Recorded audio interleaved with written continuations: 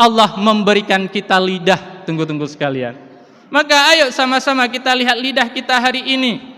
Kita lihat pembicaraan kita hari ini, tunggu-tunggu sekalian. Konsep Islam sangat jelas.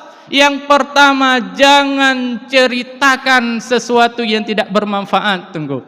Hana perle putra yang tak boleh kita yang tak ceritakan mbak urung lain. Hana perle, tunggu. Justru kadang-kadang yang terceritakannya adalah hal-hal yang sia-sia.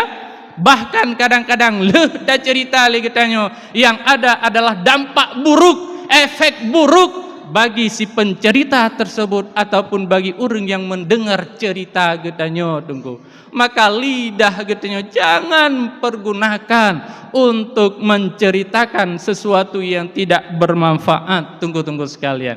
Jangan tanyakan sesuatu yang tidak bermanfaat. Kadang-kadang dengan pertanyaan yang justru kita membuli orang lain. Tunggu sekalian. Maka ayo kembali kepada konsep Nabi. Tunggu. Inilah sebenarnya fungsi etika dan fungsi adab yang baik di dalam masyarakat. Apa fungsinya? Yang pertama adalah dengan etika yang baik bisa mendamaikan. Tunggu.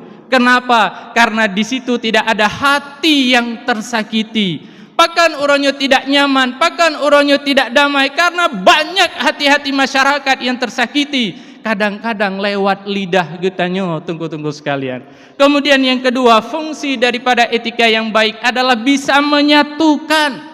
Bahkan bisa menyatukan karena tidak ada perasaan yang tergores, karena tidak ada perasaan yang terluka. Tunggu. Inilah sebenarnya Nabi Muhammad sallallahu alaihi wasallam diutus ke bumi ini untuk mendamaikan dan untuk menyatukan. Tunggu sekalian yang dirahmati oleh Allah.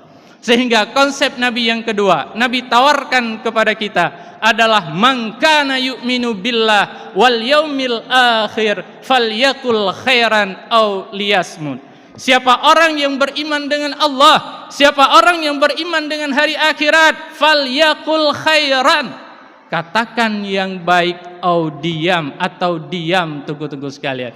Ini dua konsep yang Nabi tawarkan kepada kita. Ingin selamat di dunia dan akhirat, dua pilihannya. Katakan yang baik ataupun diam. Tunggu sekalian. Namun kita sering mendengar bicara yang baik, sering. Tapi perlu kita ketahui bahwa bicara yang baik itu tidak sekedar memilih kata-kata yang baik. Namun kata-kata yang baik itu harus diucapkan dengan nada yang baik.